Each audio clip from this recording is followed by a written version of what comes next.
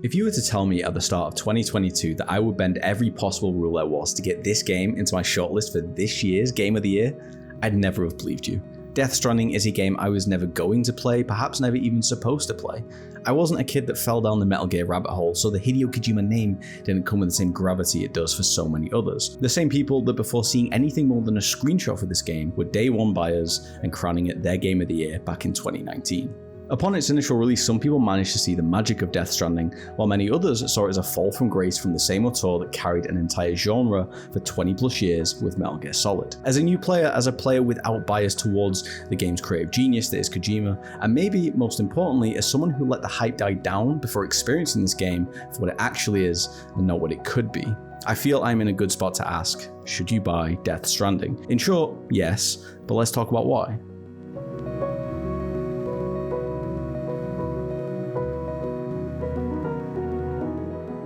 Death Stranding is perhaps one of the most unique gaming experiences I've had. The only game that comes close to this while writing this script is perhaps The Last of Us Part 2, and I don't say that lightly. Whether you like or dislike The Last of Us Part 2 is irrelevant. Its reasons for pulling you through the game are clear. It's a narrative focus with pristine gameplay with a creative team operating at the highest levels in the industry across every vertical in acting, sound, animation, and design overall.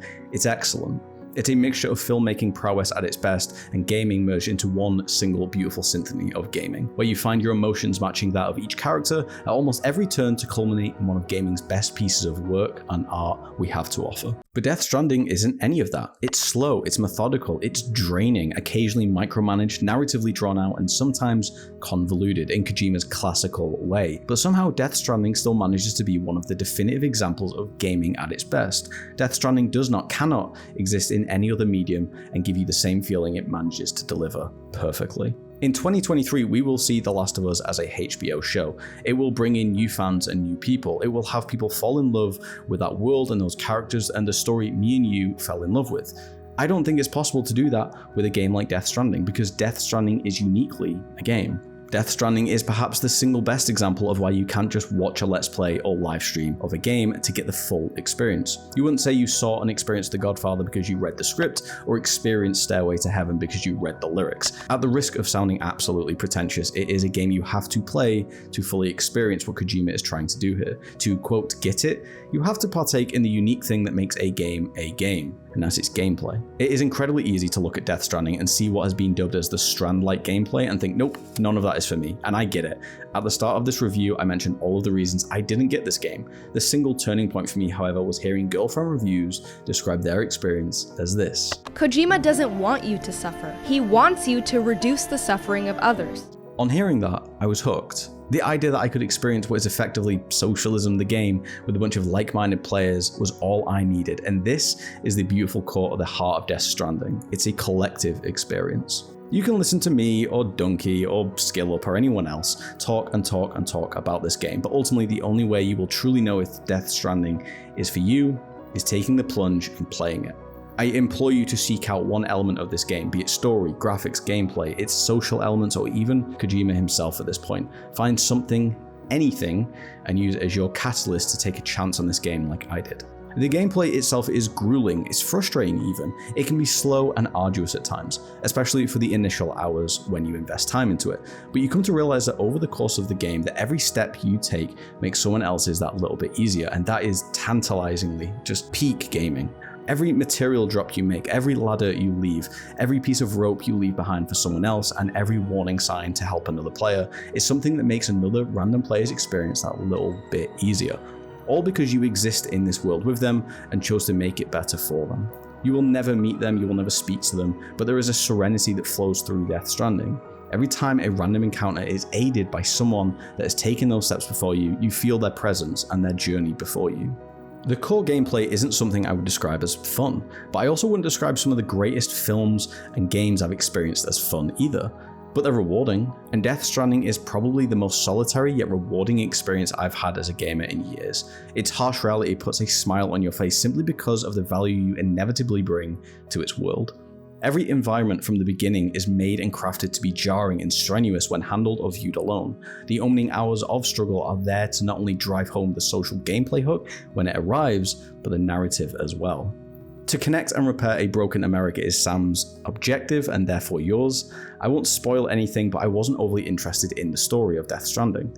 I could take or leave it because this wasn't my catalyst for playing the game. The story or the promise of Kojima producing a masterpiece isn't why I played this game, and it certainly isn't why I fell in love with it. What it did achieve though was creating one of gaming's best social experiments to date.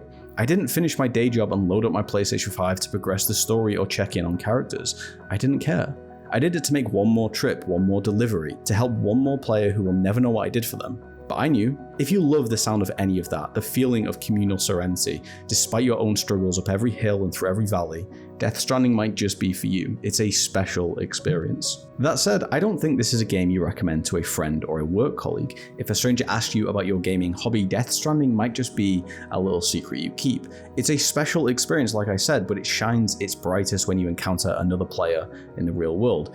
Those that have played it really got it, and you hear it in their voice when they talk about this game. Alas, it's still a game and it is not perfect. And while I think the unique experience of Death Stranding outweighs any shortcomings it does have, they still exist, and they exist as a thorn in the side of a game that is otherwise a Game of the Year contender no matter what year you get it. Most notably for me was the atrocious UI and UX design. It took me hours to wrap my head around what was happening on my screen at times, and whenever I took extended breaks from the game, I would come back to an uncomfortable level of confusion when navigating its overbearing UI. It was definitely an afterthought and likely designed early on before all elements were decided on. This is clear from the added interactions required to complete really basic tasks. There's a lot wrong here, and likely a whole video's worth of design to talk about just with the UI alone. Ultimately, you learn to live with it, but it never does what a good UI should do, and that's making your life easier. Secondly would have to be the story. As I mentioned previously, I simultaneously wasn't here for the story, as well as being aware of how convoluted it could be at times with Kojima at the helm. This is classic Kojima in some ways, and I could easily turn a blind eye to it. It isn't a deal breaker, but there's a lot going on here, a lot to follow, a lot of philosophical and deeper questions that some might feel overcooked or even undercooked depending on how good of a storyteller you think Kojima actually is. I want to close out on this review talking about the gameplay of Death Stranding. It is, after all, how you interact with this experience I'm telling you is one step away from life-altering, so how does it feel to traverse the world you're set upon? At first, I was anxious stepping into the shoes of Sam. Every review I had watched had something funny to say about him falling, colliding with broken geometry, the controls feeling off, or just all around being a little obtuse to handle. I didn't experience any of this in my time with the game, and I'd even go as far to say that the unique control of Sam emboldened my experience with Death Stranding overall. Now, if this is because of patches to the game over time or new to the Director's Cut that I got on PlayStation 5, then that's a win for this review series. I review games much later than their release date because not all of us buy games day one. Some of us have stupidly long backlogs, and in some cases, it's wiser to buy a game a little later on. Looking at you, Cyberpunk and Outriders. Overall, I loved my experience with Death Stranding, and even if you weren't wild about the game, I think it's still important to play it. I hope you enjoyed the video, and if you played this game or buy this game because of this review, tell me down in the comments below. I'd love to talk more about it.